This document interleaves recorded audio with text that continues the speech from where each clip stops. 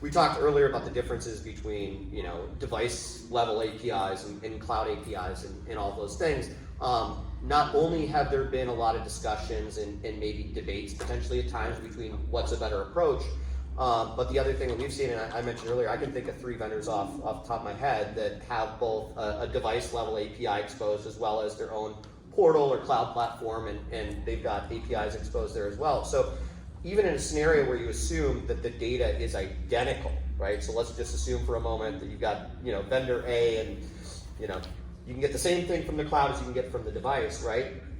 Even if you take that element out of it, which normally isn't the case, even if you assume for a moment that there's no delays, okay? So let's also take that out of the equation.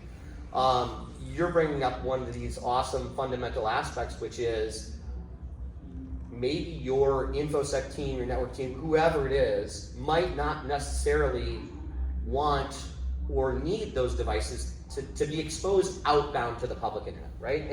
And again, I'm not even saying inbound, right? So I'm saying there's no delays. I'm saying you can get all the same information.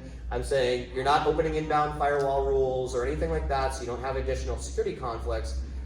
There are simply times where you don't want that additional overhead, right? That additional traffic going out to the public internet. So there's been this debate, I'll land the plane here, I guess. There's been this debate between having everything go out to the internet and go to, vendor X's portal, right? Or using a collector. You'll hear the term collector, right? And Utelogy supports both methods today. We support cloud to cloud, and we also have a collector. We've had a collector or a gateway. There's different terms and names that people will call those things.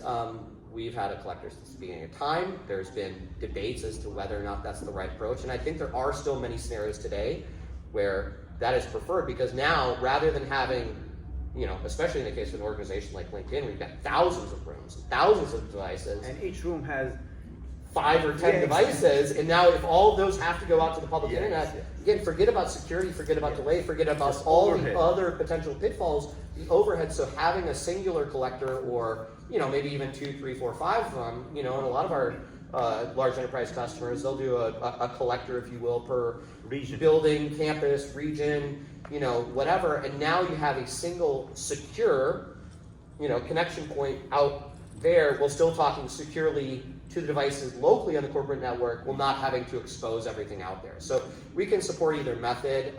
I don't think it's necessary to say one's right or wrong, one's better than another. There's differences, but certainly it can.